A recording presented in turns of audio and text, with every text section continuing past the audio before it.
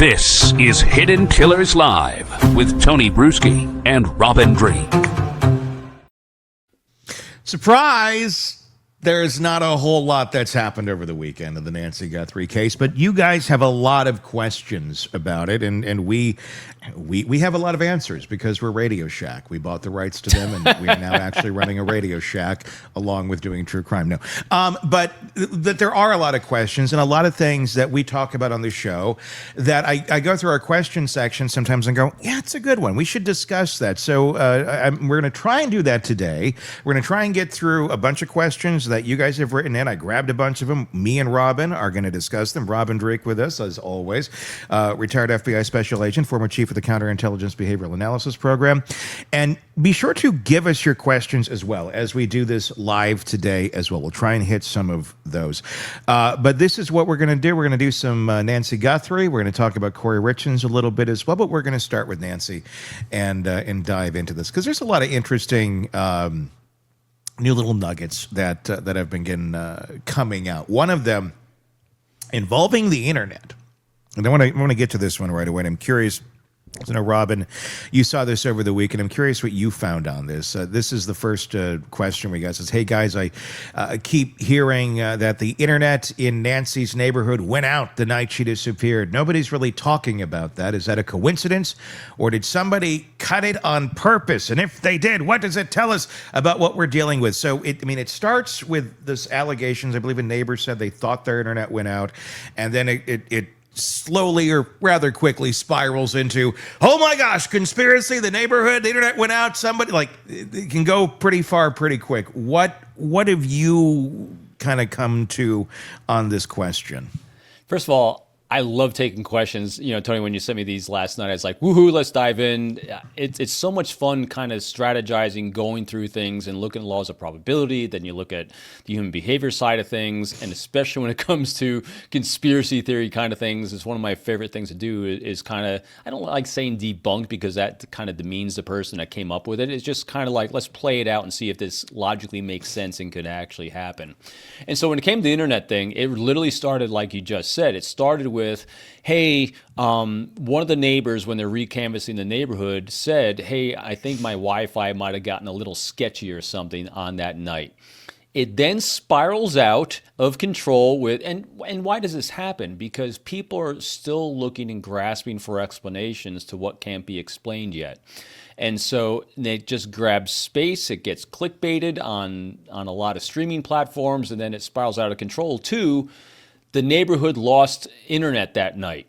No, it didn't. So what we do is we go and we look at facts, data, and details to actually see what the original statement was and see if there's a ground truth to it. And then I research what's the likelihood, is there technology that could actually wipe out the Wi-Fi in the entire neighborhood? Not unless you're flying an F-35 like my son and was invading Venezuela and flipped a switch. So no. Well, it seems likely. Right? You never know, right? But what can happen, so there are personal jammers, and I looked this up. There are personal jammers you can buy, and you can wear it on your body, and the range is very, very limited. And matter of fact, when I was doing certain things in the FBI, we actually had this kind of stuff too. And it is very limited in range because it takes a power source. And could it been possibly put in that big, bulky backpack? Potentially. So it takes a little more premeditation, takes some money, takes some effort. But at the same time, why not just whack that thing off the front and you're already covered anyway? So it's not getting a lot of traction, I think, to the original question that they sent in just because there's nothing there really. And it literally just one person, from what I understand, during a neighborhood canvas came up with this. And how many times did it happen anyway? That we also have sketchy kind of stuff. So that one kind of, no, there's not much there. And this is it's a prime example to me of when we don't have information, people are going to try and fill in the blanks. Sure. There was a documented report that there was and I'm saying this as accurately as I can, a utility box. Now, we don't know what type of utility. We don't know what the utility holds or what it holds or why it holds or how long it's been there. But there was reports close to her home of a damaged utility box. Now, this doesn't mean it happened because of whoever did this. It could have been damaged 1,000 different ways. They don't really know. And again, we don't know what utility it is. Might not even be internet. But someone has seen this, and so they're looking at it a little bit. Could this have something to do with the report of the internet going out in the neighborhood at that point in time? Maybe. But again, it's a lot of maybes. It's a lot of, well, this looks weird.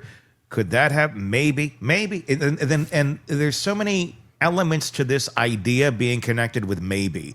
And by the time you go from this element and connect it with a maybe, and then connect that element with another maybe, and that one with another maybe, it's a lot of maybes that really, it sounds good. Maybe it gets you somewhere, but we don't really know.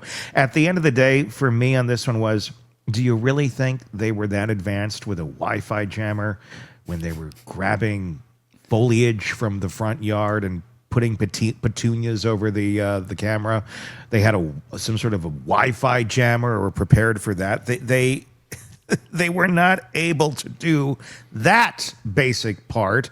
Why would they be that much more advanced over here? I mean, is that an insane, theory to be operating on, or just the mindset of these people of they're not that advanced because of this? Or could they be? And they just really were stupid on a very obvious thing. Well, just think about the behaviors that we saw in the video. If you're using a Wi-Fi jammer and you have what looks like the reps this person has, because there's a lot of fluid movement in here on that night, if you don't have faith in your Wi-Fi jammer, why do you even have it? Because in other words, if you have a Wi-Fi jammer and you have faith in the equipment you have, why are you taking a branch and putting it over the ring can? Just so those two things are really incongruent. The behaviors are incongruent with the conclusion that people are coming up with, that they were using Wi-Fi jammers. I've never seen it happen on these things. They are using it from time to time. I looked it up. And so they are showing up from time to time. I think that's why that theory is posted out there. But that's why they probably also put it on a list of questions that they're using to recanvass the neighborhood, to just kind of assess what people are seeing or not seeing. But again, I get blips in my stuff all the time. Last night, my friggin' main TV in my house for some reason wasn't downloading right. I'm running speed tests on my Wi-Fi in the house all the time. It's like, why isn't this working? Why isn't this working? And did it have anything to do with a Wi-Fi jammer in the neighborhood? No. Crappy equipment sometimes, really. Yeah, sometimes it's just that. Let's talk about this other one. And again, a lot of these questions are going to be coming in from a perspective. And you can tell what the perspective is, or what one has accepted as part of the true story based on their questions. So this one here says, this is something that's been driving me crazy. At what exact moment did this go from a burglary to a kidnapping? Like, what is happening in someone's head that they make that decision? Because that's the decision that changes everything. So this is something where someone is thinking of it from a burglary standpoint, and maybe not necessarily thinking that it was going to originally be a kidnapping. I'm not sure. But let's talk about that. Let's talk about that premise of, if this was a burglary and somehow, hey, guess what, everybody? We're going to add kidnapping to the list today of what we're going to do. Was that what took place? How do you go from burglary to kidnapping? What's your thoughts, Robin? Yeah, I've been, even when talking to Jennifer Coffindeffer on Friday on this one, I am still... So let's back up. There's two main schools of camp on this, of what the motive here was, or the intent. You have some of the people are saying this was a retribution, home invasion against Nancy and or Savannah for a confrontation with possibly an abduction as part of it or not part of it. And so that's one school of thought. And then the other school of thought, where I'm leaning more towards still, even after, and I'll go through the research and what I've done today on it even more, diving so deep on this one, which for me was home invasion for... And it's both schools of camp I'm on, and that everyone's agreeing this was targeted. This was an intentional. This wasn't random, that they just randomly showed up at Nancy's house and said, we're going to do something here. Everyone is pretty congruent on this was targeted against Nancy and her house. It's the intent of what they had inside that house is where there's two different kind of mindsets. And one is that it was for Nancy herself, and the other was for what Nancy has. That's a good way to put it. What she has or her. Mm-hmm. And the way this flushes out, so if you go on the intent for retribution against Nancy, because like Jennifer and like Paul Morrow on Fox and a few other folks are saying it was for retribution, and even Paul Morrow on Fox, who I greatly respect, he's got a lot of years as a detective. I follow his stuff as some ideas for me as well. His thing is about that she was holding a secret that she wasn't sharing, that there was a grudge against her for someone. I played that one out behaviorally, and even the grudge against Nancy, the likelihood, I mean, think about this. The likelihood that an 84-year-old woman with a close family, with close friends, a church group, has a personal grudge against her that she hasn't shared with someone is so exceptionally low. It's like, why wouldn't she share that information? Because what happens is that information would have been shared, they would have investigated that, they would have followed up on those leads, and that person would be arrested right now if it was at that level. So that's why I kind of keep flushing that out, even though the laws of probability of the home invasion and panic escalation are extremely low probability. Well, the other behaviors don't fit as well. And also on the abduction side for targeted against Nancy, the research on this is also very solid. I've wrote it down. For a targeted home invasion, for removal of a human being for whatever reason it is, 3 to 12 minutes inside the house. It's 3 to 12 minutes, and this was 41. Yeah. So something else was happening in that house. And then my side of it, again, I'm 60-40 on this. It's not like Robin's definitely on this. No, I'm always open to new data, new things that are coming out. Is that it was going in the house looking for something specific in 41 minutes, couldn't find it. She wakes up, confronts the individual, and something goes sideways with her health, and she winds up having to be removed because the panic escalation is remove the evidence. And so that's where both sides kind of do come together on one, targeted, two, got to remove the evidence of her because something went sideways with her life, her well-being or something, and no one wants to leave any evidence behind of whether she saw the person, she recognized the person. There's lots of theories on that, and I'm open to all of those, but I'm still thinking it was 41 minutes looking for something, couldn't find, and something went sideways with Nancy, and they removed her body for evidence. And so looking for something, so like thinking that they maybe went in there just throwing a random object out there, and I'm not saying this is it, a ring, whatever. Like maybe someone saw that she had a ring or something of value. They're looking for it, they can't find it. Something happened with her, she's out. Or I guess what runs through my mind on this scenario is it was supposed to be a robbery, get in, get out, not taking her, hopefully not her, not even waking up, really, is kind of my thought process. And something happened. She did wake up. She was seeing, or she saw them. She caught them. She was disabled in some way, shape, or form, whether it be accidental or intentional. And then I'm thinking that might have happened early on. And then sitting there 40-some minutes, I'm wondering if any phone calls were made. I'm wondering if anybody was like, what do I do now? What should we do? Should I take her? Or they just sat there for 40-some minutes trying to contemplate what we're going to do here, and the solution ended up being we're going to take her with us. I don't know.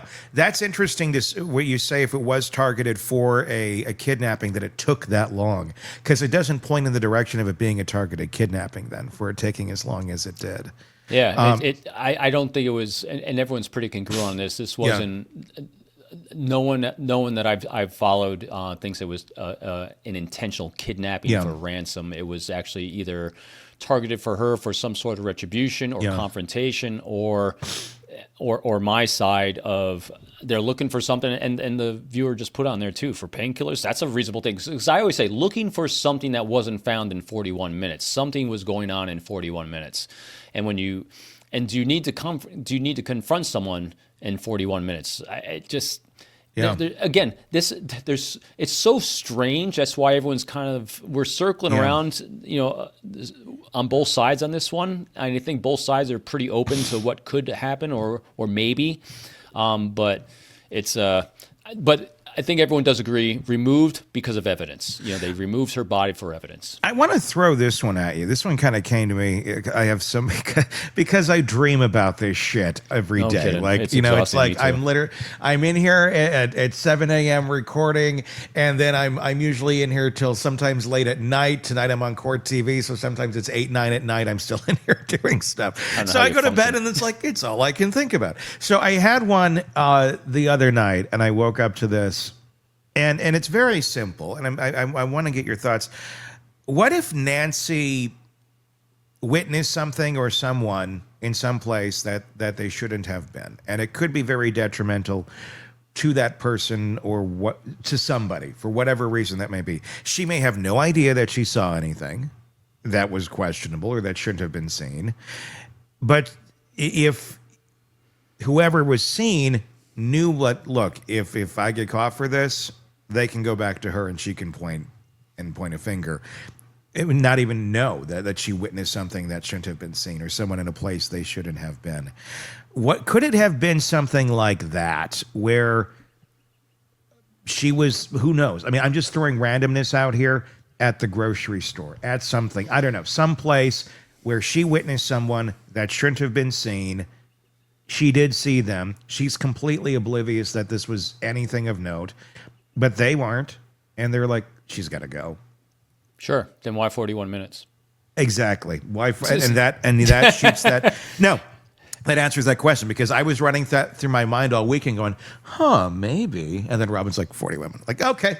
That's why this is so Shoots tough that because, but the same thing though, and you could do the same thing in my theory of of taking someone from the house. Well, then, because the research will say grab and goes are grab and goes. Yeah. You're looking for something, you grab it and you get out. And unless you're, and then I did, just to show what freakish Robin does, staying up nights too, doing this type of thing. I actually did a research of, has Nancy ever been photographed in anything of jewelry that actually had value? Yeah. No, not that I found. So again, it would have to be something that someone had an inside knowledge of, which again, a lot of people are saying this was an inside knowledge kind of thing, not because it was a close proximity necessarily, like a close relationship, but close enough to know what's in the house. I'm still thinking 1 degree of separation from someone that had closer access, that had leakage through something, through dialogue, discussion, a worker, a delivery person, someone somewhere. And then also, I mean, there wasn't any other invasions of houses for burglaries within 100 miles of her house either that actually matched this pattern. Yeah. I looked up that. So it's why all these things, all of them are pretty improbable. It's just a really improbable case. That's why we're kind of left to what do we have left? It is. It is an improbable case. Do you think it's going to make any more sense once they do find whoever, if they find whoever did this, if it's going to go, well, it's not so improbable after all. I think so. Or if it's going to be, this is just truly an outlier. The whole damn thing is an outlier.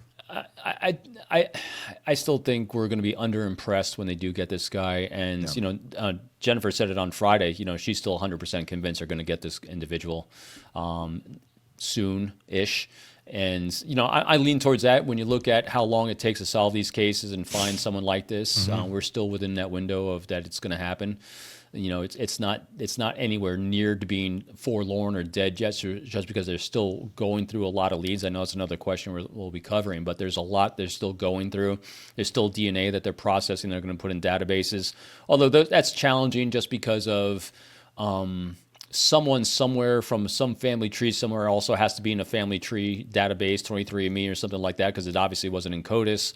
It takes some time to, I guess, separate. I'm not a total DNA expert just because I'm covering these cases, but they do have to separate Nancy's from the other DNA they found in the house. At least they did determine that it wasn't tied to anyone that was close to Nancy, so we look like we definitely have the DNA of an unsub. They just have to figure out if this was a unsub that can explain away their presence in the house or not. And also what kind of DNA it came from. That also comes into play. Was it saliva? Was it another bodily fluid? Was it blood? A lot of maybes in there still. Another question. This one was directed to you. It says, Robin, I need you to help me understand this. This person went home after this. I mean, we're assuming they did. They've been going to sleep, waking up, maybe going to work, talking to people for over a month now. How is that even possible psychologically? At what point does that just break a person? What are your thoughts on that? How this is affecting the individual, porch guy, directly? If assuming that they are out functioning, doing an everyday life? Yeah, this is a great question because a lot of our theories are that someone's going to crack at some point. People are going to recognize red flags and turn them in. That's why Savannah's doing a beautiful job with the messaging that she and her family have been putting out, playing to that empathetic side, because empathy does crack. Empathy does leak when you have it. If someone doesn't have as much empathy, it doesn't leak. And also, part of that also is compartmentalization. This individual could very easily compartmentalize their lives and kind of take what their actions here did and put them aside and never think about it again. I thought about another way to look at this, though, too, and that is, one, again, when you look at the front door footage, this person had what some of us are assuming had some reps at having done some home invasions before for whatever purpose, because it was just part of their natural behavior, it looked like. And so if a typical home invasion for them was part of their natural behavior, there's not going to be any leakage. So let's just remove that aspect of it. But now we have the missing Nancy part of it. And say, for argument's sake, she's passed and she's gone. If this individual doesn't blame themselves for that action, in other words, if she died because of having a heart attack, she died of shock, she died inside that house or elsewhere, in other words, this individual could very easily rationalize away, she didn't die because of me, then there's no guilt on this person's necessarily. In other words, if they rationalized away how she passed, if that's what happened, there's not going to be as much leakage because they don't see it as their fault. It just was a byproduct of them doing what they do all the time anyway. And if they don't have any other contacts outside that immediate close circle of family and friends, then there won't be any leakage anyway, and it's just going to be business as normal. Or they could just explain away that, hey, I got typical stress every day because of trying to provide for my family, and I'm not making any money, so I'm robbing houses. So there's a lot of reasons why there wouldn't be leakage. Although it's a shame because normal, healthy human beings, we would have leakage. Hell, we'd have leakage within the first 5 seconds. Hell, you can't, typical people can't even lie well because it feels so uncomfortable to deceive someone about something intentionally.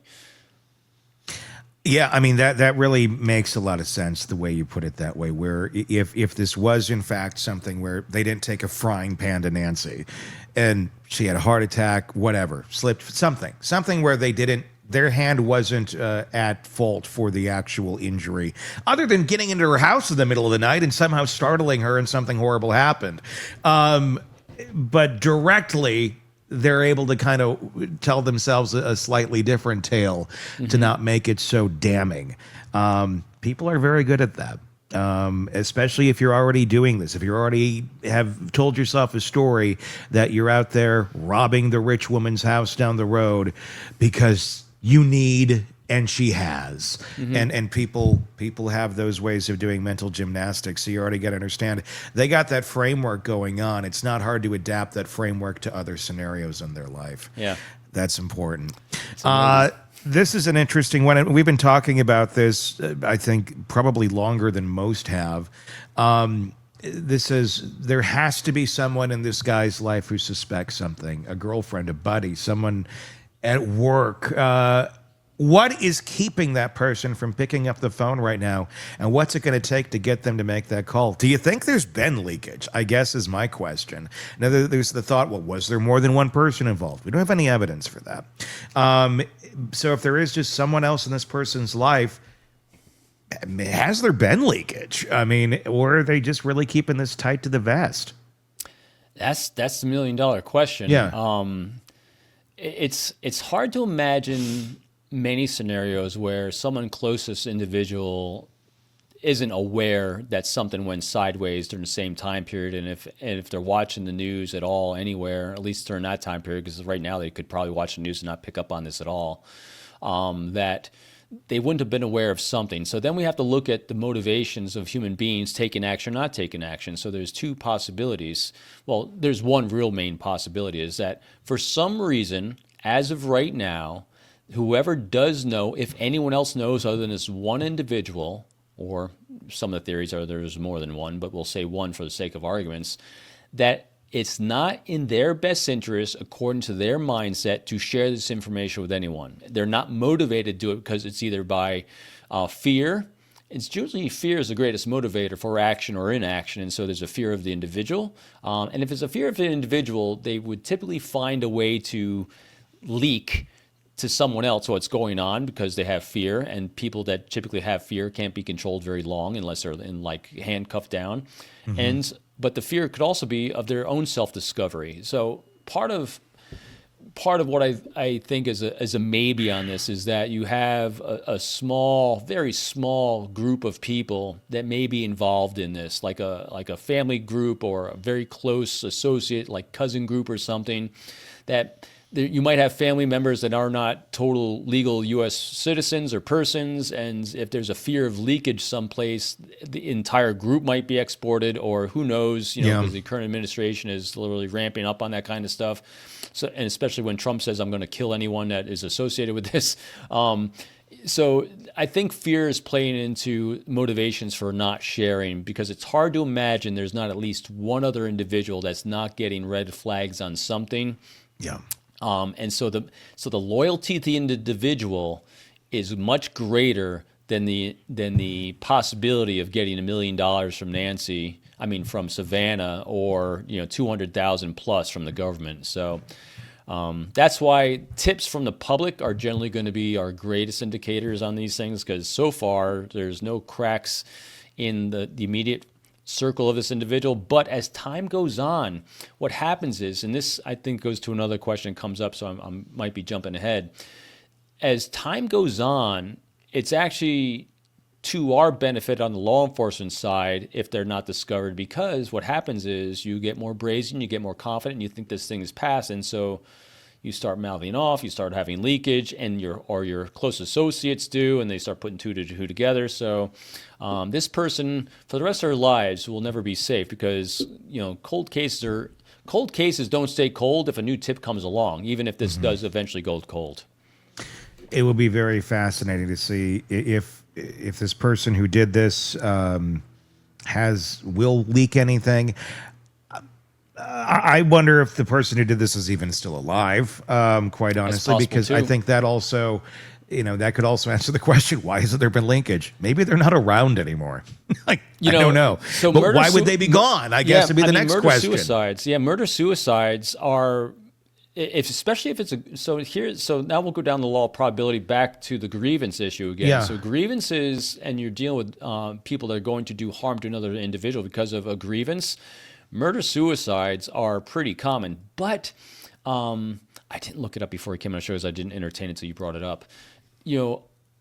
Us finding these murder-suicides, well, just look at the Brown University incident where you had the mass shooter at Brown University a couple months ago, and they found the individual that did the murders actually killed himself inside a storage unit. Yeah. So murder-suicides and grievance kind of things are kind of common. So if it was that, but again, how does that get debunked?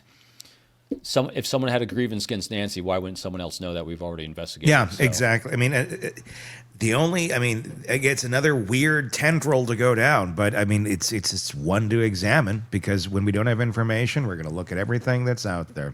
So many questions. We'd love to get your questions if you got more, and give us your thoughts on these ones in the comment section on our Substack and on our YouTube. The links are in the description, and be sure to press subscribe wherever you're getting podcasts so you don't miss any of it. We are doing questions today from you guys about the Nancy Guthrie case. You can leave them in the comment section on YouTube and on Substack. We'd love to see them. Be sure to press subscribe wherever it is you are listening or watching. Let's get into our second batch of them here with Robin. Okay, this one, it's about Nanos. It says, okay, Tony and Robin, be honest with me. Sheriff Nanos keeps going on TV and saying he's definitely closer, and that he personally believes Nancy is alive. This was, as of this recording, I believe last week, I think the statement was made, or pretty darn close to. And time matters in something like this. And he's made that statement throughout this investigation. At some point, are those statements actually helpful to the investigation, or is it just a guy protecting himself on camera? I think both. I looked at this. It's a fascinating statement, because you're like, that's interesting. Why would he say that? Why would he say it now, especially when you're looking, again, the law of probability and averages? He's part of this calculus is remembering he's an elected official. Elected officials always have to maintain a face. And if he said that he thought she was gone and dead and passed away, it's now his fault. because he didn't save her. And so to say she's still alive says, I'm still doing my job and everything's still going to be okay. So I think that's part of the calculation. And the other part of the calculation is too, is it keeps interest on the case. So that's glass half full towards Nanos, is like he's doing it for self-preservation to say these things. And then you go on the other side for the investigative side. The more the public keeps their eyes on this, the more tips you're still going to keep getting in, and one of those tips might be the one that cracks this thing open. So I think it's both for investigative helpfulness as well as self-preservation mode. That's the way I've read it. It was 50-50. Yeah. I mean, it can be a little bit of both. I mean, not only just self-preservation mode, but investigative preservation mode. If you want to keep pressure on this, if you want to, because if people are already writing it off as, oh, she's already dead. I mean, as I'm not trying to sound heartless here, but talking about how human brains are going to work. If there's no hope and you are blatantly stating it, well, a lot of people will accept that answer and move on their mind to the next thing. And if we're still actively trying to figure out what the hell's going on here, the more people actively believing and looking at this glass half full actually can help fuel this a little bit better to maybe get to the final destination of getting to an answer, as opposed to, well, it's hopeless, guys, she's dead. And I agree. And, and the outlet for that pressure is, I mean, again, I'm so visual on this, so I always use these visual representations. If you think of him keeping that pressure on, so here's the perpetrator in the middle here, and he's keeping this pressure on, like, I'm getting closer, I'm getting closer, I'm getting closer. What happens is the pressure is going to build, so it's going to be like a horrible pimple that pops. And the pop is going to be through that one person that has knowledge, and they want that money. They want to solve this. There's empathy in here. So that pressure applied, and it pops through a lead that comes in because someone's looking for that million or the 250 or 200,000 plus. And so you have an outlet. You have the grace that Savannah keeps putting out there. It's almost like I really would hope that if he's making a statement, it would be helpful, at least in my mind, if her and the family would come out with another statement. So in other words, here's the pressure, here's the outlet. Here's the pressure, here's the outlet.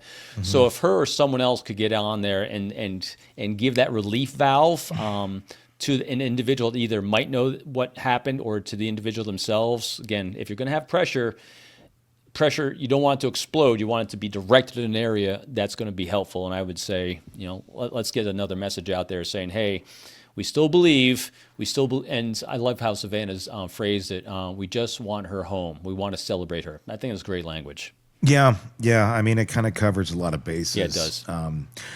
The reward is now at $1 million, and Savannah said it can be paid. This is obviously we'll be going through the specific correct channels to do it. It's not just Savannah writing a blank check to whoever says that they have information. What do you think about that? I mean, obviously we don't have Nancy yet. The reward initially was lower. It was at 100, like it was originally 10,000. Then it was 50. Then it was 100. Then it's 2. And then Savannah came in and then said offering $1 million. And there's different ways of thinking about rewards and different strategies involved. If you throw out $1 million right out of the gate, you might just get 1 million leads that lead absolutely nowhere, and there's only so many people to go through it. So you don't want to just turn the spigot on full blast when you're really trying to be careful. It's on at full blast now as far as everybody give us your information. Here's the big prize at the end of the game.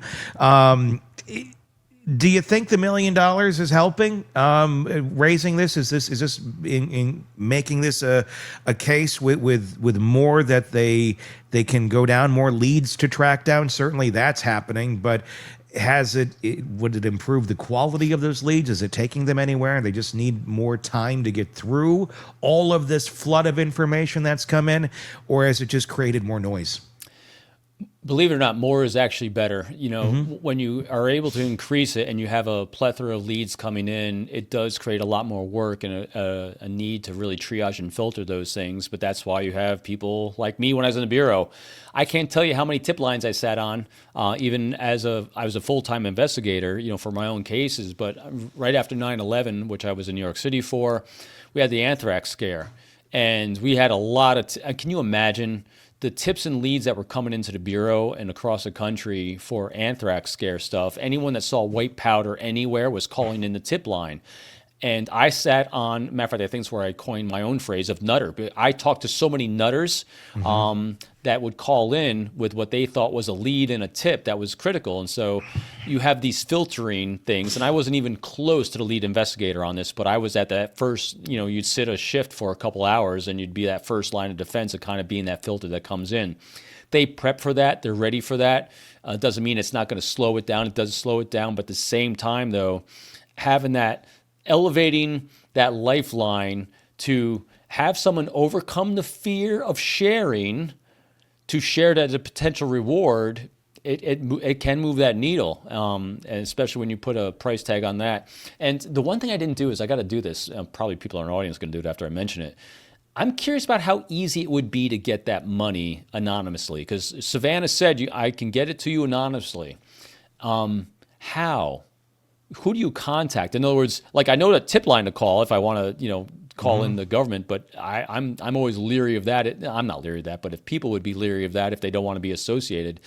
I'm very curious about if I took the initiative right now to say I got a lead and I don't want to be identified and I want that $1 million and I think my lead's the one. I wonder how easy it would be for me to contact the right channel to actually get in there. So I think that's important. I mean, well, think about it. Is it easy? Well, exactly. I mean, and let's just run this scenario for a second. I'm not trying to discourage anyone from doing this, but let's say you have information that truly does lead to Nancy being found, dead or alive.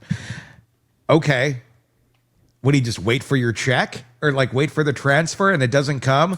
Like, I think they're gonna at some point. The FBI's gonna. We need to know who you are if we're gonna give you this money. I don't think they're just gonna be like, well, turns out what you said led to it. Now here's your money. They're not gonna give it before they find her.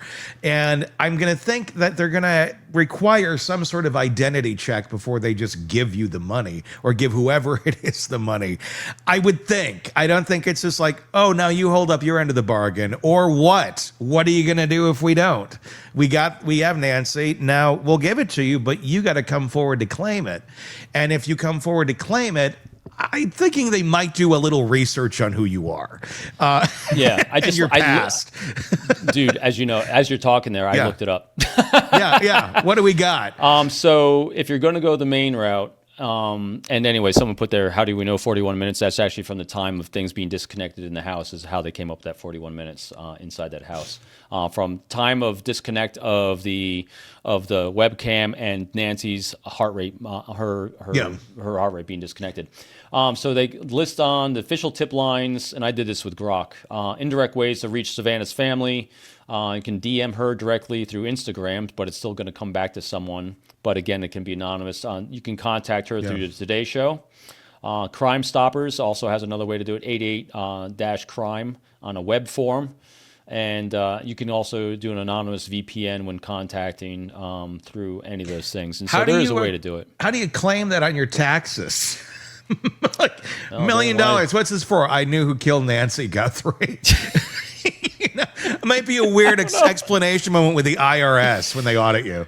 Do you think they're going to be thinking that far ahead? I don't know. Yeah, like it might be a little awkward. Like, oh, I don't know. So it's interesting. So there are ways that you can anonymize yourself for a bit on the initial claim. I would be curious about how they'd have to set up something for a transfer of money. It's interesting. Something would have to. I mean, and if you, I mean, again, I think that's probably why. I guess that's a 1099 form, isn't it, for miscellaneous income? I guess. Yeah. I mean, it's not as. There should be a clear path here, but look, if you have the information, they're going to need to know who the hell you are. Right. I don't think there's really a way around it. I guess so here's something good for the audience. If anyone in our audience happens to know something or have a tip on this case or any other case, all you got to do is literally plug it into an AI and it'll give you all these different routes to do it. And you just pick your least your most favorite color and go with that one, I guess. Well, I mean, at the end of the day, too, like, look, if you know something, this shouldn't be about money. This shouldn't be about you cashing in or being like, I'm not going to tell you because there's no safe way for me to cash in this check. It's like, if you can just do it anonymously and you're not going to be harmed, turn it in. Yeah. If it can't 100%. reflect back on you, turn it in. just do the right thing. It's not because it should be a profitable endeavor for anybody. But who knows? I mean, people are motivated in different ways for different things. Let's talk about this. This person has almost. And actually, I want to ask you about this before we do this, because you were talking about nutters, and I know that's a very specific, very scientific term that's used within the FBI. And Jennifer's wackadoodle. That's and the other one, Jennifer's too. wackadoodles. And I think Siobhan has some too from the psych world where it's like batshit crazy and things of that nature. And I also use broken-brained individuals. Yes, and that's it. So I want to talk about the calls that are coming in, because you fielded these things. Yep. What, and this is not specifically on this case, but yes, crazy calls come in from people that have some of the most. They are convinced that they have information, but they're batshit crazy. Yeah. And what they're saying does not add up to much, or at least that phone call certainly sounds like it. Sometimes they turn into be actual things that, oh God, this person is sounding crazy. What the hell? This is actually real. Prime example. There was a guy that was in one of Trump's hotels in New York several years ago, shooting it up, claimed that he had been abducted or that he was being held captive by Diddy as a sex slave. Turns out he was.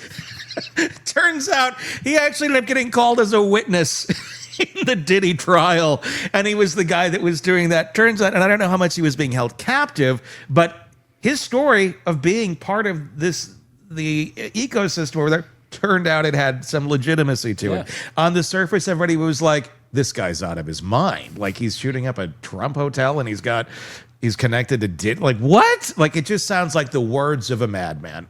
How do you, on the end of picking up that phone call in the FBI, determine who's a madman and who's not? Because some of these claims can seem pretty damn out there. Do you run them all down? Can you run them all down? Where do you decide how much weight you're going to put on what someone is saying when they're calling in that tip line? Tony, this is such a great question, and I'm actually, and I apologize for an ego moment here on this one. Isn't this what I do with you all the time? I never dismiss what anyone says, and I run them all down. And it's part of my ethos of curiosity, and because you always got to ask yourself, what motivated this person to do this? What's their intent? And then you can break down each of the elements they're doing, because if someone's doing something caused them to do it. Now, it could be a chemical imbalance in the brain, but it can have been a trauma response from I was abused by Diddy. You don't know what that is. And so you don't judge the information or who it comes from. You just take it what it is. You take what is, and you just flush it out. But does it take time, effort, and resources? Yes. That's my question there on that aspect of it is, okay, yes, flush them out, but you're getting tons of them at any given time. And time is of the essence here. So are you literally flushing them out in the order in which they were received? Or does it get like a prioritization as they come in? It gets prioritized. These things do get triaged. And so, for example, I know I've said this numerous times, right after 9/11, I had literally lead number 2, because I had it on the ticket. Lead number 2 for the Pent bomb investigation was what was originally called in New York, or no, Twin bomb is what the original one was called in New York. And it was guy sees planes flying down Hudson River. Now, that went to me. I was not even close to the lead investigative team on the Joint Terrorism Task Force, and so it got delegated to a guy who was 6 years in the Bureau. Now, what happens is when it comes into because the first filter that happens inside is the tip line. The tip line is manned by people that are typical. That starts out with our phone operators that take in calls every day. They're the ones that route calls for the Bureau or a law enforcement organization. They come in, and they typically are very, very good. They have lots of years of reps of screening calls and whether something needs to be forwarded to a squad or a case agent, or we'll just make a note, and everything's logged. Everything gets logged. And this is the exhaustive work that used to drive me nuts, because I am so impatient with everything. This is why I could never do evidence response stuff, because even when we're doing an evidence search, when you are seizing a file cabinet, And a file cabinet's got thousands of papers in it. You have to individually log every single sheet of paper, as many hours as that takes for what you know is probably garbage, but every single thing has to be logged. That's why investigations take a long time sometime. And so, yes, and I know all of us, me, Jennifer, and the other ones, have said these things can take a long time because every tip that comes in will be flushed out, but it does get triaged. And it gets triaged once it gets past the first phone bank of people, then it goes up to the next level. And so you have folks like me that are not the lead investigators normally, but maybe we're sitting, it's been like when you hear all hands on deck. All hands on deck means that they'll take everyone from that field office division or an area and region and make them sit the phone banks, and then they'll have a group that are taking leads where they're canvassing neighborhoods. And then what they'll do is those people, based on their years of experience and background, there'll be a lead for that group that'll help triage the ones and then pass it up to this level, or it'll stay down to this level. So there's always layering to get it up to the lead investigator, see what should be done with it. Everything will be covered, but they are triaging so that the ones that look like they can pan out, make sense, isn't coming from a complete nutter, maybe half nutter, will get filtered up because, nutters can call in stuff. I get emails from people all the time. Yeah. I'm sure you do too on the cases that we cover. You get pages and pages of text. People have researched these cases more than anyone else I've met. Well, and here's the thing with nutterers. They typically think they're very adept at doing research, but it's all through their cognitive distorted filter of reality. So it ends up looking very crazy. Sometimes there's little nuggets in there that may actually be something, but you don't know until you look at it. For example here, not this case whatsoever, but here's an example of a nutterer. Probably similar to what you would get, at an FBI office. This is when I got at the radio station years ago. And just somebody that wanted to call and wanted to share some very important information with us. And they were insane. So I'm going to throw this example out there and tell me how this would be filtered through the FBI if they were to call in for something like this. This guy called the radio station, very serious, wanted me to know about the experiments that Halliburton had done on him. This is all in his mind. That Halliburton had done on him. This was during the George W. Bush years. He had a big thing against Dick Cheney, and that he was experimented on years ago, and he was also experimented on and then violated by members of the group Supertramp. Yes, the group Supertramp was somehow involved. And he had secret government information. I forgot exactly what it was about, but he had this information and he wanted to make sure that we were going to be aware of it. It turned to be like a 15-minute phone call because I entertained the guy for a while and let him tell his story. And it went on and on and on and on. And every turn and twist was like, oh my God, how are you doing this? It was like tell ChatGPT to talk crazy, but like 20 years before ChatGPT. And it was just one thing after another, and he fully believed his story. He'd call quite often believing these stories. How do you handle something like that if somebody's telling you, like, oh, I knew this happened, it was because of a conspiracy with Halliburton and Supertramp? All these, how far do you run that lead down if you're the FBI? Or do you just go, thanks for calling, we'll make a note of this, and do you just go right away, this guy's out of their mind, we're done? Or do you go, is there something more here with this person? So a few minutes into someone monologuing at you, you'll pick up on that just like you did. Yeah. And then I typically will say something to the effect of, hey, I'm so sorry. I'll tell you what, our time on the phone today is limited because we're getting a lot of calls. And I'll tell you what you have to say is extremely important. But people and prosecutors, and if you want action to be taken on this, can't go on a story. They need actually tangible facts, data, and details. What specific evidence do you have? And if you can send me specific evidence that's not known in the public domain, that's not in a newspaper or something, or is part of a story, send that in. And then if they call back, and what happens? They were validated by you, that you're listening, so they're going to keep calling you. And so every time they call, they say, listen, do you have anything brand new that is a specific fact, detail, or evidence of something? If you don't, I can't listen.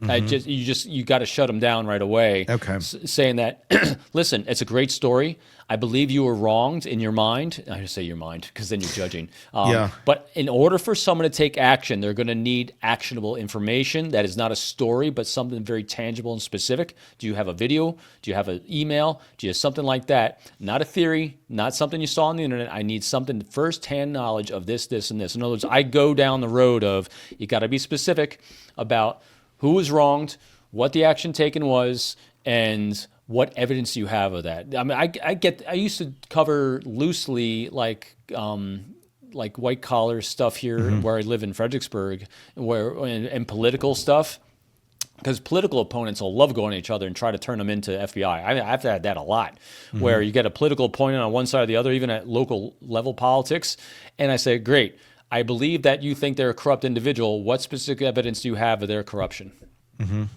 Well, I think they're doing that. No, I don't care what you think. What do you know from a specific fact or detail? I said, what I need to be able to see a action taken and what statute that violates. If you can't do it, I can't help you. Sure. But I'll tell you what, I will always listen to you when you get it. So make sure, because again, you don't know. Nutters might have access, and so you got to give the nutters very specific guidance on, I need specific actionable evidence of a wrong. That violated a very specific statute, so you got to, anyway. Yeah, I mean, it's fascinating what people's minds are capable of. And I'm sure you probably would agree with this too. A lot of folks who can be down those lines, they do tend to then attach themselves to anything that their interest brings them into. So if it's this case or that case, they're suddenly going to have information on this case and that case and the other case, because what's going on in their brain is telling them that. They believe it. There's something wrong with a lot of these folks, and they need help. Unfortunately, that's another reflection and a whole other conversation we can have about our system, and just, there's no opportunity for them to get the help that they need. And it's very scary, too, because they sound extremely plausible. At first, yeah. Right. For quite a while. And so here's the challenge that happens. It's when you're covering leads in a tip line, it takes a lot of bandwidth, and bandwidth that you don't want to have a lead investigator, someone with experience sitting that tip line, because they need to be doing more important things, flushing out real tips and leads. But at the same time, if you have someone so inexperienced that they think this is some real shit, they'll get all spun up with this person, and so I've seen it happen. Where you have a newer agent or new investigator, gets all spun up with them, or someone is working a tip line, and all of a sudden they're going down the conspiracy road too, and then it just starts spreading, and then and so you can spend a lot of bandwidth in an office as well as people kind of get spun up on someone that sounded so plausible, so real, so believable, so sane, but what they're spewing is really out there. Until you get someone with some experience to come in and say, dude, what are you doing? You need to shut them up. How many cats do you have? 42. Okay, thank you for calling. I had this, so on the Anthrax line, I had this individual that kept calling in and kept getting me, because the phone bank was having a fun time passing on me, that was literally trying to give us tips on an anthrax, like powder and this, and this, and was sounding, I'm writing all this stuff down, and I said, it's always interesting, because whenever you say, what else? Well, once they get off the thing they think is going to hook you, then they're going to go into their own monologue. And that's when this woman was saying about how the CIA was actually shooting RPGs across from one apartment building to her apartment building there, and no one's doing anything about the RPGs coming in my window. Okay, thank you very much, man. Call back. Thanks for calling. Here's your free two-leg and thigh chicken dinner coupon for calling. So many questions. No, fascinating conversation on Nancy Guthrie. Your thoughts in the comments section. Be sure to leave them on our Substack and our YouTube. We do read them, so please do, and we'll continue our conversation off the air. Over there. Let's move over to another case that we're watching very closely. Kouri Richins on trial for the murder of her husband, Eric Richins. She allegedly fed him a Moscow Mule laced with what she referred to as the Michael Jackson stuff. It wasn't propofol, it was fentanyl. She didn't really know what she was getting, and apparently neither did the housekeeper or the guy that she bought it from. But he's dead, and she's on trial. She's been charged with it. And before all of this happened, Eric was telling his friends, I think my wife tried to poison me on Valentine's Day. A few weeks after that, he was dead. As always, Robin Dreeke, retired FBI Special Agent, Chief of the Counterintelligence Behavioral Analysis Program, with us as we break down your questions on the case. You can leave them in the comment section on Substack and YouTube, and we'll try and get to them. Here's one of them, and it is certainly regarding exactly that. I think my wife tried to poison me after Valentine's Day. She left a sandwich in his truck, actually an omelet and a sandwich. We didn't know about the omelet, but there was an omelet in a sandwich that she picked up from one of his favorite restaurants. He got pretty sick, and he was concerned. Robin, what's going on in someone's head when they suspect that their lover is someone very close to them is trying to kill them, and they don't leave? How do they process that while continuing to go forward and put on a straight face? It's a very interesting thing. I think there's a lot of layers to this. The first thing when I read this question, the first thing that popped in my mind was a little while ago. As you all know, I read a lot and I love biographies. One of the interesting biographies I read was a book called Rebel Yell. It's the story of Stonewall Jackson. And Stonewall Jackson was an interesting individual. And again, this wasn't coined by him, but it kind of brought it to the forefront when I read the book. That's why I'm referring it to him. We are surprised, and here's what he wrote about not too long before he died. We are always surprised as a human being that we're actually mortal. The greatest surprise any of us have is that we die. Like in the last moments before we die, we desperately grab onto life because we can't believe it's ending. We just can't fathom the fact that we're going to die. It's easier to think in terms of, I'm angry enough that I could do harm to someone than the fact that we're going to actually die from the hands of someone else. It's such an unfathomable thing to us as an organism that we just don't think that way. So that's the first thing. Now we can kind of layer that disbelief of our mortality in general, not for every individual, but in general, on top of the fact of, so why would someone share that information? I'll relate this to suicide victims, believe it or not. When I was in the Marine Corps, I was one of the last things I did in the Marine Corps was I was a series and a company commander at Parris Island, South Carolina. I helped write a thing called The Crucible when I was doing that in those years. And I had kids that wanted so desperately to get out of the Marine Corps that they'd feign suicide. Mm-hmm. Because if you have a suicide gesture, the military and the Marine Corps is not going to keep you. And so these kids would Let's use a different word than suicide. Okay, what do you want to use? Whatever, unalive. Self-harm. Self-harm. Yeah. So if you have an inclination of self-harm, it's what people will do to get out of things in the Marine Corps. And so they were feigning self-harm by Bic razors and silly things because it was feigning. And they were broadcasting. My point of this is if someone is broadcasting that they're going to do self-harm, in most situations, again, not licensed therapists, but in my experience in talking to licensed therapists, it is generally a cry for help. It's testing the waters. Can someone help me? I need help. Here's why I need help, because I don't feel great about myself. And same thing here. I think with Kouri Richins, he's broadcasting, I think my wife is trying to kill me. He's testing the waters. Am I sane?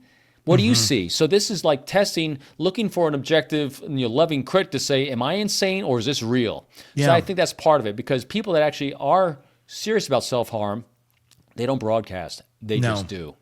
Well, and what do you make of this? Because this was an interesting aspect of the case that has come out in the last week or so, too. And I didn't even catch it the other day in testimony. I had to go back and look this up. So Eric's telling friends that he thinks Kouri tried to do this. He even jokes about it at one point with friends and all together, and they all have a good laugh about it. And he's like, yeah, she tried to do this because it's such an absurd thing. And friends are like, of course, she would never do that. She, in a text message, tells another one of her friends, after he's saying this to his friends and family, and it's already kind of a joke, that if something happens to her, it's him. A little projection going on there. What's your take? I mean, is that just all that is? It's just typically how kind of a narcissist works, where they're going to project really almost the opposite of what's going on. So you're going to think this about him, of him being the victim. No, he couldn't possibly be the victim. I have to be the victim here. And I'm going to say this about him before she actually does it, allegedly. That was a weird process to me, that she's out there matching him toe-to-toe as he's telling friends and family she could do this to me, or I think she did this to me, or attempted it once. Now she's over here saying, if something happens to me, he did it. But there's no evidence that he's ever tried to do anything to her. Right. I think you're spot on with that. Is the narcissistic, look at me moment too. If he's going to claim this and get attention, well, he can't have more attention than me, then I'm going to say this.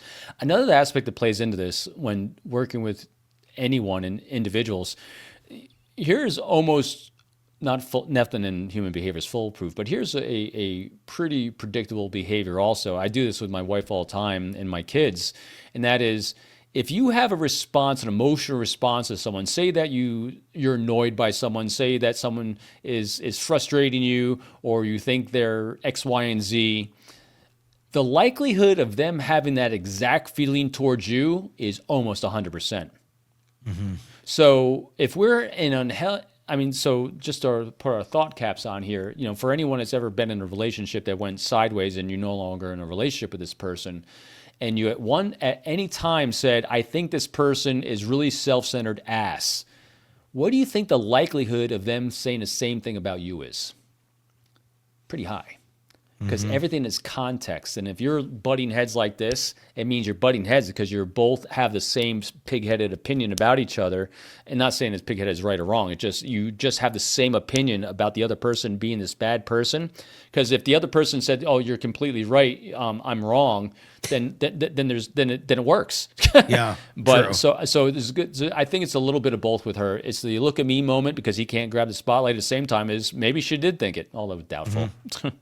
Here's another question. It says, the text that gets me is relieved. She texted Josh Grossman, this is her boyfriend, that she felt relieved after Eric died. Not sad, not scared, relieved. It says, both of you, is there any world in which she is innocent because I can't get there? Relieved. That's... Yeah, what do you think? So just the word relieved isn't going to make you guilty of murder. No. But this case is a case built upon a lot of data points, right? A lot of very, very strange data points. And so let's look at that word relieved and in the context of what's going on in her life and really... It re-emphasizes and doubles down on what Siobhan was saying the other day and our other great guests of her narcissistic behavior. Here's a mother of children who just lost her husband. And I know if my wife ever lost me, and I know if your daughter ever lost you, the people who love us in our lives, the first thought we would have is the impact of the loss on our kids. But her first reaction was the impact it was on her. Yeah. She totally ignored the impact on her kids. And then and I know this comes up in a later question, then she decides to make it right I'll write a book for my kids, which is actually serving me. So that initial behavior, again, how people respond under stress when faced with immediate information, their first initial response generally gives a greater indication of what their character is and who they are at their core than after they have time to process and then put the face on. So if her initial reaction was relief and not fear for what her kids would do without their dad, it really shows where that mind's at. Doesn't make her guilty, just makes her really self-centered, which the entire case is really built upon. Which is, 1,000% true. I mean, because I can guarantee there are people out there right now who are listening to this or watching this who are not in a happy relationship with their spouse or significant other, and they would never kill them. But if they found out later that their spouse were run over by a stampede of zebras from the zoo because they got out freakishly and ran over their spouse and they were killed, they might be relieved. and that doesn't mean that they would murder them or what, but because that obstacle or that hindrance to their happiness in their mind, however they want to frame it, is gone. But you make such a good point there that yes, selfishly they may feel that way, But if they have kids or something, they'd be thinking something completely different. If they were not a narcissistic borderline monster, that, in my opinion. And now, and I'll flip it. So, there would be relief. So say that she's in an unhealthy relationship and her husband there's battering going on and he is a crazy loon. And if he's treating the kids that way as well, and he's known to be a bad dad and the family's bad relationships, unhealthy relationships, then, saying that I was relieved, that would play well. But from what we're seeing, both from testimony from the dad, relatives about what a good dad he was and how involved he was with the kids' lives and what an impact on the kids his loss is, that's not a response that is congruent with what you would typically expect, even if someone's going through divorce. I mean, I don't know anyone that that loses a spouse and doesn't think of the impact on their kids, as long as that spousal relationship with the kids was a good one. Yeah. Oh, I can think of a few. I can go over to the Adelson family, and there's some very interesting, but over there, the mom has not been charged with anything. She maintains her innocence, but the ripping of away from the grandparents. I mean, there was a lot there that was like, oh, we're clearly not thinking of the children's best interest here. But I mean, it happens because so many people they don't, for whatever reason, that switch just doesn't flip when they have a child. And we never heard her say. I mean, we never heard that word out of her mouth. The relief that he's gone. I mean, it was, now granted, it was anything but good, healthy behavior, but you still didn't even hear that word. No, you did not. Isn't that interesting? You certainly did not. Good comparison. Yeah, I mean, I saw somebody put up a video over the weekend comparing the Kouri Richins shot of her getting the news and her reaction on the couch to. And again, I'm not accusing Wendy Adelson of anything. Wendy, right. Of Wendy Adelson's reaction when she found out in the police station that her ex had died. It was very similar physical. I mean, again, it doesn't mean anything, or it might. I don't know. It's interesting. They had very similar effects on Wen, didn't they? Both of them. They did, and very similar modalities with them, and I mean. It's interesting. I mean, because there was the ex-boyfriend of Wendy that took the stand for all that time in that trial. He was caught up in her, man. Caught up in her the same way this guy was caught up in except Wendy's boyfriend had a bit more, a better motor, I would say. He was a little more functional, I think, in life. And this guy was more like, I'll show up, pay me whatever you want as long as I can be near you. I mean, it was like a sad puppy that was, really was. like, please just feed me tonight and don't let me get eaten by the coyotes. That was the saddest thing ever. It's like watching him and describing that he gave up. This is Kouri's boyfriend talking about how he traveled across the country, relocated to Utah to basically not have a job and just be at Kouri's beck and call, and that she'll just give him gifts and cash now and then. Like, what? And those lovely text messages to keep him going throughout the day. And she's married. It's like, what? Yeah, and she's married. It's like, and the guy's like, I fall harder than most. Yeah, you do. I'm sorry. Like, I feel bad for the guy because he seems like a genuine, like, take the shirt off his back, but he's not very discriminatory. He doesn't have good boundaries on who he chooses to take the shirt off his back for. For that guy, it seemed like, pretty lady, whatever you want. And she's got skills. That was jeez, poor guy. Who didn't feel for him? let's hit one more question here on the case of Kouri Richins, and let's talk about this one. Robin, I need you to explain something to me. Kouri allegedly asked for the Michael Jackson drug after the first attempt didn't work. She escalated. What does it take psychologically for someone to fail at something like that and then immediately try and go bigger? Because that's not panic. That's something else. What's your thoughts there? When I first saw this question, I was like, of course. Hasn't she done that with everything financially her entire life? I mean, we end at Payday Loan Store to pay off all these other loans. So, yes, she just keeps making horrible choices. She ups the ante every time. She she's horrible at decision making and problem solving, and yet she thinks she's great, and so she just doubles down on the same thing. So if first you don't kill your husband, try again.